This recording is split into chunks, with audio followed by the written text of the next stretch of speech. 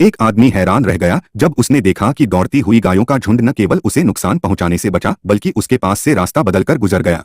इस घटना के बाद क्रेवेन नामक व्यक्ति लास्ट शेल्टर नामक एक झोपड़ी में पहुंचा और महसूस किया कि उसके शरीर में कुछ अद्भुत परिवर्तन हो रहे हैं। अब वह शेर की तरह तेजी से दौड़ सकता था, उसकी छलांग लगाने की क्षमता सामान्य से कहीं अधिक थी और उसकी ताकत भी असाधारण हो गई थी। उसने अपने हाथों से एक भाला बनाया जो बड़ी आसानी से हजारों साल दूर तक फेंका जा सकता था। यही नहीं, उसकी सुनने और देखने की शक्ति भी लगातार विकसित हो रही थी। अचानक दूर से आने वाली बंदूक की आवाज ने उसका ध्यान खींचा। क्रेवेन तेजी से दर्जनों मीटर ऊंचे पेड़ पर चढ़ गया और दूरबीन की तरह साफ साफ देख पाया कि कुछ दूरी पर एक पिता पुत्र की जोड़ी जंगली भैंसों का शिकार कर रही। क्रेवेन तुरंत घटनास्थल पर पहुंचा और वहां बिखरी हुई भैंसों की लाशों को देखकर हैरान रह गया। क्रेवेन के भीतर की शक्ति अचानक फूट पड़ी और उसने आसानी से निर्दयी पिता पुत्र की जोड़ी से उनका प्रतीक चिन्ह छीन लिया। आज हम देखने जा रहे हैं मार्वल की नई फिल्म क्रेवेन द हंटर, लेकिन रॉटेन टोमाटोज पर इसकी रेटिंग चौंकाने वाली है, केवल 15%। इस फिल्म पर ज्यादा चर्चा न करते हुए आइए सीधे कहानी पर आते हैं। लक्ष्य को सफलतापूर्वक खत्म करने के लिए क्रेवेन ने एक योजना बनाई और जानबूझकर अपराधी बनकर रूस की एक जेल में बंद हो गया। लक्ष्य के करीब पहुंचने के लिए उसने व्यायामशाला में आराम करते समय दो कैदियों को जानबूझकर उकसाया। दोनों गुस्से में आग बबूला हो गए। उन्होंने स्पष्ट रूप से क्रेवेन की ताकत को कम आंका। कुछ ही पलों में क्रेवेन ने अपनी अद्भुत ताकत से दोनों को धूल चटा दी। अपमानित होकर दोनों कैदियों ने अपने बॉस से शिकायत की। जल्द ही क्रेवेन को एक कमरे में ले जाया गया जहां बॉस अपने आदमियों के साथ उसे सबक सिखाने के लिए तैयार था, लेकिन कोई नहीं जानता था कि क्रेवेन अपने बलशाली हाथों और दांतों से लड़ाई में उन्हें मात दे देगा। इसके बाद की जेल तोड़ने की घटना दर्शकों को दंग कर देती है।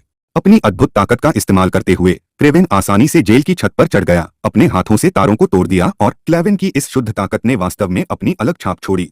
छत पर एक शानदार छलांग लगाने के बाद वह इमारतों से फिसलते हुए जमीन की ओर बढ़ा। इस दौरान जेल के सभी गार्ड सक्रिय हो गए और उसे देखते ही गोली चलाने लगे, लेकिन क्रेवेन ने अपनी चपलता से सभी गोलियों को चकमा दे दिया। आगे वह एक फुर्तीले बंदर की तरह ऊंची दीवार पर चढ़ गया और छलांग लगाकर सफलतापूर्वक जेल से बाहर निकल गया। पर ज्यादा देर नहीं भागा, तभी तेज हवा और बर्फीले तूफान ने उसे घेर लिया। क्रेवेन को शरण लेनी पड़ी, लेकिन वह जल्दी ही बर्फीले तूफान में दिशा भटक गया। तभी एक खतरनाक भेड़िया उसके सामने आ खड़ा हुआ, लेकिन जैसे ही क्रेवेन ने उसकी आंखों में देखा, भेड़िए की नजरें अचानक नरम हो गईं, मानो उसने क्रेवेन की प्रबल आभा को महसूस कर लिया हो। इसके बाद क्रेवेन उस विमान पर सवार हो गया जो उसे लेने के लिए पहले से ही तैयार था। इस तरह उसने इस बर्फीली धरती से सफलतापूर्वक अपनी जान बचाई। यह घटना क्रेवेन के लिए एक नई शक्ति की शुरुआत थी। क्रेवेन, जिसे उस समय सर्गेई कहा जाता था, अपने छोटे भाई दिमित्री के साथ शिकार की तलाश में था। जब वे दोनों शिकार ढूंढ रहे थे तो उनकी मुलाकात एक भालू सिंह, भालू और शेर का मिश्रण से हो गई। सर्गेई ने अपने भाई को पीछे छिपने को कहा और खुद सामने आ गया। दिलचस्प बात यह थी कि भालू सिंह ने तुरंत हमला नहीं किया। सर्गेई ने उसकी आंखों में देखा और धीरे धीरे भालू सिंह का चेहरा शांत होने लगा। सर्गेई ने यह देखकर अपनी बंदूक नीचे रख दी। तभी कहीं से एक गोली चलने की आवाज आई। यह रसेल था जिसने भालू सिंह पर हमला कर दिया। इस अप्रत्याशित गोली की आवाज से घबराया भालू सिंह तुरंत सर्गेई पर झपट पड़ा। लंबी दूरी तक पीछा करने के बाद भालू सिंह एक खुले मैदान में पहुंचा।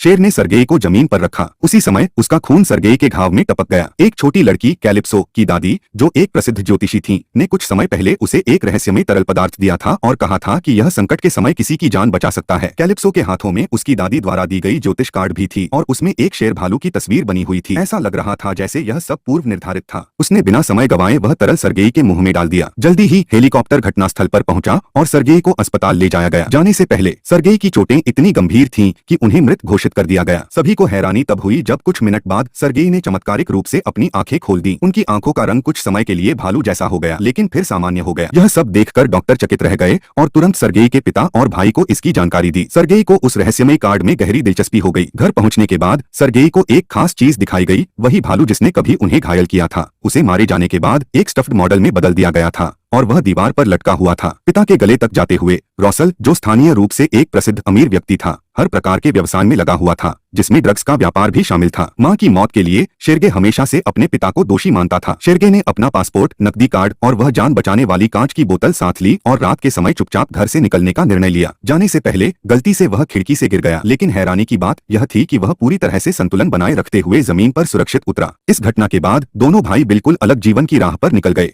शेरगे, जल्दी करो! एक झुंड जंगली भैंसें पागलों की तरह उसकी ओर दौड़ पड़ी। सर्गेई के पास बचने का कोई रास्ता नहीं था, इसलिए वह खुद को वहीं सिकोड़कर बैठ गया। लेकिन अजीब बात यह हुई कि भैंसों का झुंड सर्गेई को देखकर रास्ता बदलता गया और उसे कोई नुकसान नहीं पहुंचा। कई साल बीत गए। 10 साल बाद क्रेवेन एक इनामी शिकारी बन चुका था। लेकिन वह आज तक उस अज्ञात व्यक्ति को नहीं ढूंढ पाया था जिसने उसकी जान बचाई थी। एक दिन जेल में हत्या के मिशन को पूरा करने के बाद लेविन जंगल में वापस लौट आया। पश्चिमी किनारे पर मछली पकड़ते हुए उसे अपने छोटे भाई दिमित्री डेमी की एक पुरानी वीडियो संदेश मिली। इसी दिन मैदान पर फिर से एक झुंड सशस्त्र शिकारी दिखाई दिए जो बिना किसी जब उन्होंने सींग और शव को ट्रक पर लादा और जाने की तैयारी की तो उन्होंने देखा कि क्लेविन अकेला ही गेट पर खड़ा था। 6 लोगों ने जाहिर तौर पर अकेले क्लेविन को गंभीरता से नहीं लिया और सीधे ट्रक लेकर उसे कुचलने के इरादे से आगे बढ़ गए। क्लेविन फुर्ती से ट्रक के नीचे घुस गया और पीछे से ट्रक के डिब्बे पर चढ़ गया। उसने पीछे की समस्या को कुशलता से हल किया और फिर ड्राइविंग कैबिन में कूदकर अंदर मौजूद 2 अन्य लोगों को जानवर जैसी फुर्ती से काबू कर लिया। सभी को संभालने के बाद मुख्य आदमी सफेद लाल सफेद घबराकर गोली चलाने लगा जिसे क्लेविन ने आसानी से चकमा दे दिया। बॉस को रिपोर्ट करने के लिए जाते समय जैसे ही सामने वाला व्यक्ति मुड़ा वह वही क्रावेन था जिसने अभी उनका पीछा किया था। लेविन ने बिना एक पल गवाए अपने धनुषबाण से लाओ बाई की जान ले ली और फिर ऑफिस से बाहर निकल गया। लाओ बाई के बॉस को भी दरवाजे के पीछे मरा हुआ पाया गया। सालों की शिकारी जिंदगी के बाद लेविन ने आखिरकार अपने जीवन बचाने वाले के बारे में सुराग ढूंढ लिया। वह बचपन की वह लड़की कैरी थी जो अब लंदन की एक प्रसिद्ध वकील बन चुकी थी। उस समय वह अपने गुरु के अंतिम संस्कार में भाग ले रही थी। क्रावेन जेल में घुसकर ब्लैक बॉस को मार देता है। यह उसके गुरु की मौत का बदला लेने के लिए था। लेविन ने वह रहस्यमय कार्ड कैरी को सौंप दिया। घर लौटने के बाद कैरी ने खबरों में एक शिकारी द्वारा ब्लैक बॉस की हत्या की रिपोर्ट देखी। एक वकील होने के नाते उसे समझ में आ गया कि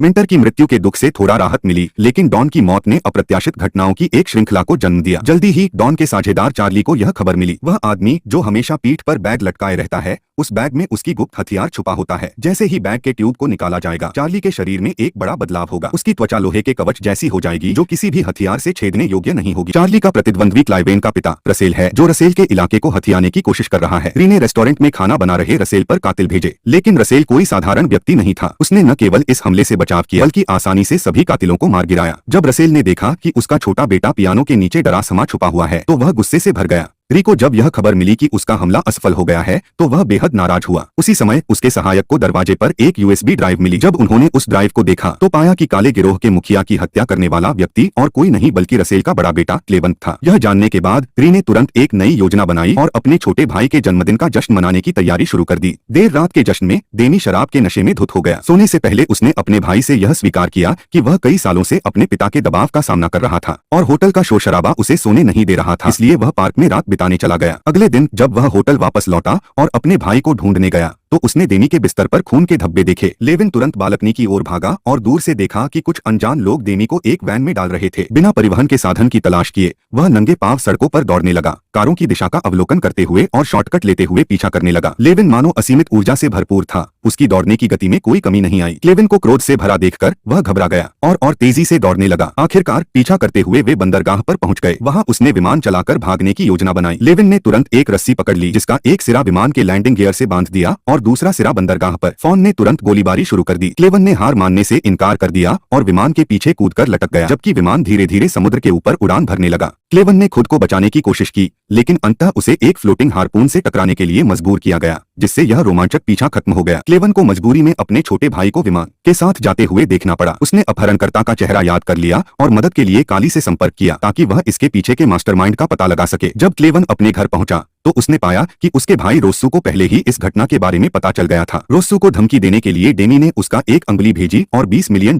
की फिरौती मांगी, लेकिन रोस्सू ने फिरौती देने से इनकार कर दिया। उसने अपने छोटे भाई को खोजने की उम्मीद नहीं छोड़ी। कैरी की मदद से उसने एक मुखबिर का पता लगाया जो जानकारी प्रदान कर सकता था। मुखबिर ने दस्तावेज कैरी को सौंपने के बाद वहां से चला गया और उसी समय उस रहस्यमय चश्मे वाले व्यक्ति से मिला जिसने उसे जानकारी देने के लिए मजबूर किया था। चश्मे वाले इस प्रभावशाली व्यक्ति ने जानबूझकर डेमी का ठिकाना बताया ताकि लेविन जाल में फंस जाए। तो मुखबिर तुरंत भ्रमित हो जाता है और कुछ ही क्षणों में मारा जाता है। कैरी द्वारा दिए गए सुरागों के आधार पर लेविन तेजी से उस जगह की ओर बढ़ता है, बिना यह जाने कि विरोधी वहां भारी हथियारों के साथ पहले से तैयार हैं। जब लेविन वहां पहुंचता है तो उसे पता चलता है कि पूरी जगह को रॉकेट लॉन्चर से उड़ा देने की योजना है। उसे यह भी दिखता है कि जगह पर हत्यारे घात लगाए बैठे हैं। इससे पहले कि वह प्रतिक्रिया कर सके, एक मिसाइल उसकी ओर तेजी से बढ़ती है। उसने तेजी से हरकत करते हुए अपने शरीर से उसे ढक लिया। ओल्ड वाइट के आखिरी समय में लेविन को आखिरकार पता चला कि चार्ली ने ही डेमी का अपहरण किया था और उसे यहाँ लाने की योजना बनाई थी, लेकिन चार्ली का उद्देश्य डेमी को मारना नहीं था। चार्ली ने माना कि डेमी और लेविन दोनों एक जैसे दर्द से गुजरे थे और दोनों ही रसल के सामने कभी सिर नहीं उठा सके। चार्ली ने डेमी को एक वीडियो दिखाया जिसमें उसके भाई क्लेविन की असली पहचान उजागर हुई। लेविन एक ऐसा शिकारी था जिसके पास अलौकिक शक्तियां थीं। हालांकि यह सच्चाई डेनी के लिए अविश्वसनीय थी, लेकिन उसने अपने भाई के प्रति अपने भावनाओं को इससे कमजोर नहीं होने दिया। उसने एक रहस्यमय डॉक्टर द्वारा किया गया जीन संशोधन स्वीकार किया। यदि वह अपने शरीर से जुड़ी ट्यूब्स हटा देता तो उसका शरीर गैंडे की खाल जितना कठोर और ताकत कई गुना बढ़ जाती। डेनी से पूछा गया कि क्या वह भी ताकत प्राप्त करना चाहता है। अपने पिता की कसम के कारण डेनी ने अपने परिवार से गद्दारी करने से इनकार कर दिया। तभी चार्ली ने सीधा पिस्तौल उसकी सिर पर तान दी। उसी समय एक अनचाहा मेहमान वहां आ गया। सभी ने अपनी बंदूकें उस धीरे धीरे आ रहे लिफ्ट की ओर तान दी। चश्मा उतारते ही ऐसा लगा जैसे समय धीमा हो गया हो। लिफ्ट के अंदर से वह रहस्यमय चश्मा पहने व्यक्ति बाहर निकला। वह व्यक्ति चुपचाप एक आदमी के पास गया और उसकी पिस्तौल की दिशा बदलकर डेनी के पीछे कर दी। जैसे ही लोग होश में आए, उन्होंने देखा कि चश्मा पहने व्यक्ति वहां मौजूद था। वह चार्ली का साथी था और क्लेवेन को खाई तक ले जाने वाला असली साजिशकर्ता। चार्ली के दो आदमियों को खाई के नीचे क्लेवेन की लाश खोजने भेजा गया। उनमें से एक ने अपनी मोबाइल फोन निकालकर फोटो खींचने की कोशिश की ताकि अपनी शिकार की शेखी बघार सके, लेकिन तभी क्लेवेन उनके पीछे से अचानक प्रकट हुआ और दोनों का खात्मा कर दिया। इसके बाद उसने तुरंत कैरी को फोन किया और उसे कार्यालय छोड़ने की चेतावनी दी। ली और क्रेवन एयरपोर्ट पर मिलने के बाद क्रेवन के गुप्त ठिकाने पर पहुंचे। वहां चारों तरफ रसायन उपकरणों का ढेर लगा हुआ था। सालों से क्रेवन उस रहस्यमय तरल पदार्थ पर शोध कर रहा था, लेकिन वह कभी भी उस फॉर्मूले को दोबारा नहीं बना सका जिसने कभी उसकी जान बचाई थी। ली ने उसे बताया कि वह तरल पदार्थ उसकी दादी से आया था, लेकिन दुर्भाग्यवश उसकी दादी का बचपन में ही निधन हो गया था। उनका मानना था कि उसका छोटा भाई डेमी शायद उसकी एकमात्र कमजोरी हो सकता है। चश्मे वाले आदमी की क्रेवन के प्रति नफरत का कारण उसका वह गुरु था जो अब जेल में था। वह उसका आदर्श था और उसने कसम खाई थी कि वह क्रेवन को कहीं भी पीछा कर पकड़ लेगा। बाद में वे डेनी को लेकर जंगल में क्लेविन को ढूंढने गए। दोनों ने डेनी से कहा कि वह क्लेविन को फोन करे और उसे समझाए कि वह आत्मसमर्पण कर दे। चार्ली और चश्मे वाले आदमी ने सशस्त्र दल के साथ जंगल में प्रवेश किया। अचानक शिकार कुत्ते जोर जोर से भौंकने लगे। तभी झाड़ियों के पास से अचानक एक बड़ी बिल्ली जैसी आकृति दिखाई दी। सशस्त्र दल को पूरी तरह से चौंकाते हुए वह तुरंत जंगल में गायब हो गई। डेनी ने मौका पाकर खुद को बंधन से छुड़ा लिया और जंगल की गहराई में भाग निकला। जब चार्ली ने उसका पीछा करने के लिए लोगों को भेजा, तब तक क्लेविन पहले ही अंधेरे में जाल बिछा चुका था। सशस्त्र दल एक शिकार खेल में फंस गया। फुर्तीले क्लेविन ने एक ही बार में उन्हें मात दे दी। स्थिति बिगड़ती देख चार्ली ने तुरंत हेलीकॉप्टर की सहायता मांगी। हेलीकॉप्टर ने बिना देरी किए क्लेविन की दिशा में मिसाइलें दागनी शुरू कर दी। सौभाग्य से क्लेविन अपनी फुर्ती के कारण इस बमबारी से बच गया, लेकिन ठीक उसी पल सांसें तेज हो गईं। चश्मे वाला आदमी अचानक सामने आ गया। क्लेविन ने हमला किया, लेकिन पाया कि वह सिर्फ एक कल्पना थी। वह भ्रमित हो गया और इधर-उधर देखने लगा। हर जगह चश्मे वाले आदमी की परछाई नजर आ रही थी।